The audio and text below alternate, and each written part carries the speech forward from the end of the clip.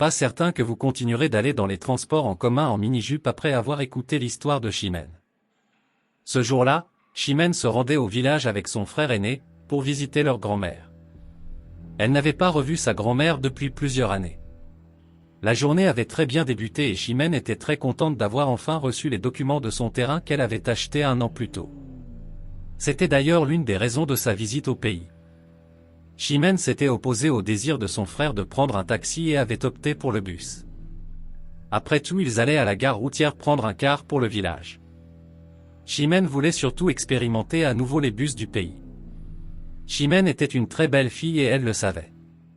Contrairement à ses cousines qui aimaient emprisonner leur corps dans des pantalons de jean, Chimène adorait les jupes courtes. Elle savait qu'avec une mini-jupe, elle ne passait pas inaperçue. Elle avait d'ailleurs rougi après avoir remarqué qu'elle captivait tous les regards dans le bus. Il y avait surtout ce vieux monsieur au chapeau rouge qui la scannait du regard depuis l'arrière du bus. Chimène commençait à éprouver de la gêne.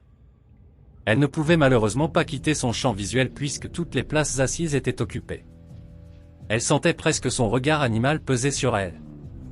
Lorsque Chimène prit le courage de défier du regard le monsieur au chapeau rouge, celui-ci lui sourit sans détacher son regard d'elle ne serait-ce que d'une seule seconde.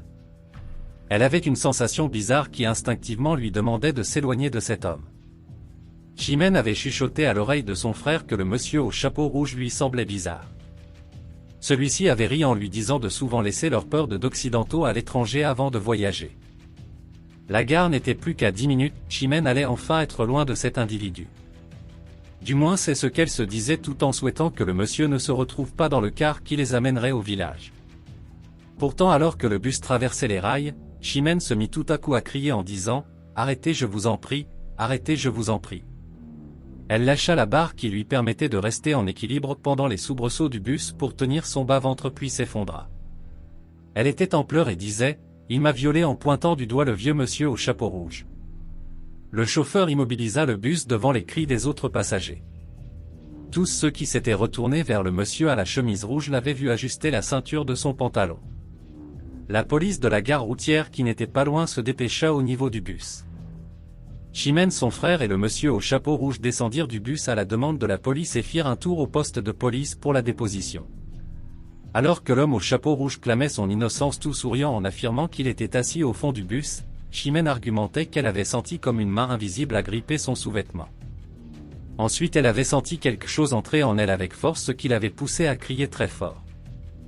Les policiers les laissèrent s'en aller puisqu'ils n'avaient pas de preuves pour aller plus loin. Chimène et son frère allèrent payer leur place pour le voyage au village. Alors qu'il attendait, Chimène eut envie d'aller au petit coin.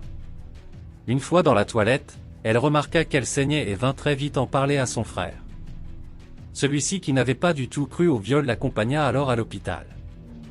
Les médecins ayant consulté Chimène voulurent savoir dans quelles circonstances elle avait été violée. Chimène était en pleurs. Son frère craqua à son tour. Il se faisait déjà tard pour aller au village. Il fallait ajourner le voyage. Bien qu'elle tenait à voir sa grand-mère, Chimène avait juste envie de rentrer chez elle. Son frère l'emmena à nouveau au poste de police pour présenter le rapport des médecins. Ils eurent la chance de trouver le vieux commissaire au poste. Le commissaire qui avait pris le temps de lire les rapports, expliquait aux jeunes policiers que Chimène avait subi un viol par sorcellerie ou viol mystique.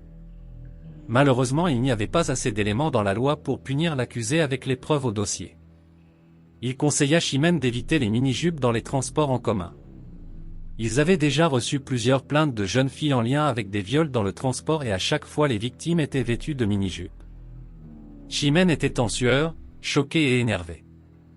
Elle ne comprenait pas comment elle pouvait se faire violer et au lieu de condamner le coupable, on accusait son habillement. Une fois de retour en Occident, aucune des amies de Chimène ne voulut croire à ce viol. Elles avaient toutes argumenté que Chimène avait probablement des fantasmes refoulés. Certaines avaient soutenu que le viol avait dû se passer dans la tête de Chimène et que les blessures étaient dues à sa main. Et toi qu'en penses-tu? Connais-tu cette pratique de viol mystique? Like, partage, laisse ton commentaire et surtout abonne-toi si ce n'est pas encore le cas.